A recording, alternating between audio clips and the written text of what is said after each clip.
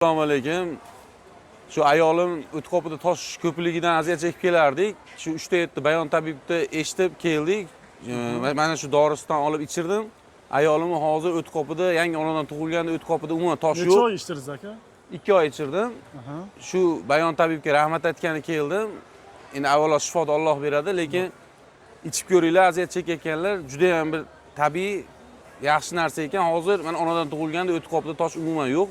Allohga shukr aka. 2 oydan keyin ha? 2 oydan keyin biz og'riqni ham sezmay qoldik. O'zi kelganingizga tosh yo'q dedimi? Yo'q, o'zi ham eski tarixlarini ochib turib hayron qoldi-da. Qarang. Assalomu alaykum birodarlar. Mana ko'ryapsizlar, o'sha O'tqopdagi toshlarni purusib bermasdan maydalab tushirib beradigan giyohimiz.